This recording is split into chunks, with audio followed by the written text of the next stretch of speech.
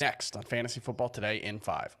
Welcome to FFT in 5. I'm Chris Towers. I'm here with Dave Richard, and we are talking about some start-sits for Week 11 of the fantasy football season. But first, I guess the question in light of Deshaun Watson's season-ending shoulder injury that we found out about on Wednesday morning, are you starting anyone in this Browns offense this weekend against the Steelers with Dorian Thompson-Robinson starting? I think you have no choice but to go with Njoku, who I think can still be useful as a short area target. That's how they've used him pretty much all year. And Thompson Robinson hopefully will find him the same way PJ Walker and Deshaun Watson did. And I think Jerome Ford is still going to get a lot of work. And so I don't necessarily dislike him. He's more of a low-end RB2. And Kareem Hunt's got touchdown or bust potential, not really anything more than a bye week running back. Which brings me to Amari Cooper. Here's the stat I got. You tell me if you think this matters or not. He's got 2 touchdowns, a 72% catch rate, a 33.3% explosive play rate, and 17.1 yards per catch when he's been with Deshaun Watson. Without Deshaun Watson, could be anybody else, it's a 39.4% completion rate, catch rate, 18.1 yards per catch. It's actually higher than with Watson. Explosive play rate creators, 18.2%. As many touchdowns as Chris Towers, as many end zone targets as Dave Richard. I am very worried about Amari Cooper having a 4 for 50 type day with Dorian Thompson-Robinson under center against the Steelers defense that's starting to bring the blitz a lot more ever since they got Cam Hayward back on the D-line.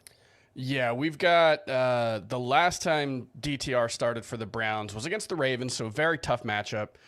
Cooper caught 1 pass for 16 yards on 6 targets. That's actually the longest completion of Dorian Thompson-Robinson's career. That sounds about right. Yeah, I mean, he really struggled in his first start. There's no question about it. 19 for 36, 3 interceptions, 121 yards. It was against the Ravens, but we haven't seen much reason to be optimistic about either of the non-Deshaun Watson options. You know, I think PJ Walker had a completion percentage below 50% in his 2 starts, so not much there. But yeah, I think clear downgrade for the entire offense, even with Deshaun Watson not playing super well. And I don't think you can have much faith in any of the pass catchers this week. If you're starting Amari Cooper, it's just as a boom or bust wide receiver 3, I think. Let's move on to some more start-sit calls not on the Browns, and we'll start with Thursday night. The Bengals have a very tough matchup against that Ravens defense that has been the best in the NFL so far. Tyler Boyd did have a very, very good game in the last game he played without T. Higgins in Week 10. Are you starting or sitting him this Thursday? I'm going to call him a flex, but I like him as a high-end flex, a high-end wide receiver 3. You're counting on volume to carry him to another good stat line, just like we saw last week. Season high 31% target share last week. Most of the targets are short. He's not going to get loose deep, but he is someone who can get loose deep on occasion. He's got that old man feel. His birthday's today, by the way, 29 years old. Not bad for him. I wouldn't expect 8 for 117 and a drop touchdown. I think you're hoping for something in the neighborhood of like 6 for 70, 13 PPR points. I think that's pretty good. It does help that the Ravens are going to be down one of their starting cornerbacks in this game.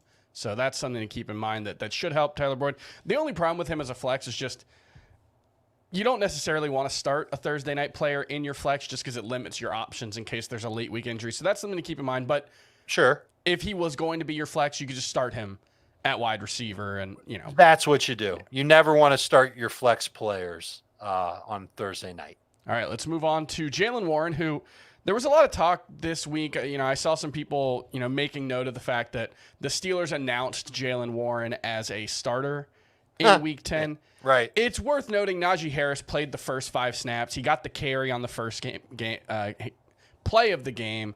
And Mike Tomlin, you know, he talked about that on Tuesday, and it was basically just we wanted to recognize what this guy has done for our team, the hard work he's put in. It doesn't mean Jaylen Warren is the starter. He's right around that 40 to 50% snap share range every week. He's certainly more explosive than Najee Harris, but are you starting Jaylen Warren and Najee Harris? Let's throw them both together because I think they're very similar in terms of their outlook.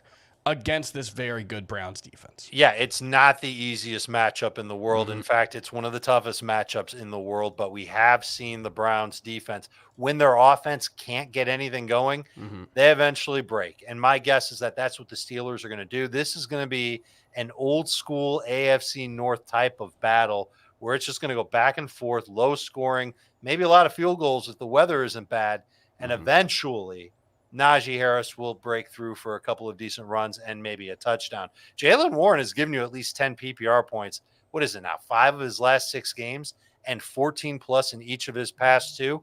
Maybe this is just going to work out where they just keep announcing him as the starter to the fans in Pittsburgh. And then when the game starts, Najee leads off. Warren works his way in. He gets some decent fantasy production. I like him as a flex play and a bye week replacement running back in PPR leagues. In non-PPR, I wouldn't start Jaylen Warren. I would absolutely continue to start Najee as a low-end RB2. Yeah, they're both in the low-end RB2, high-end RB3 range for me, right around 25 to 28. And then the last one, I just want to make sure. We don't know if Devon Achane is coming back this week, but if he does, no doubt about it, starter, right? I would, because you know what his upside is, and you know that his role in the offense, it's not going to be one where it's, 20 carries, although it could potentially be. But even if he's splitting work 10, 12 carries with Raheem Mostert, his legs are going to be pretty fresh. He should be good to go. Lots of upside, lots of potential for him. I would not hesitate to start him in the matchup against the Raiders. All right, that's going to do it for FFT and 5. We'll be back tomorrow to talk more injuries for Week 11. We'll see you then.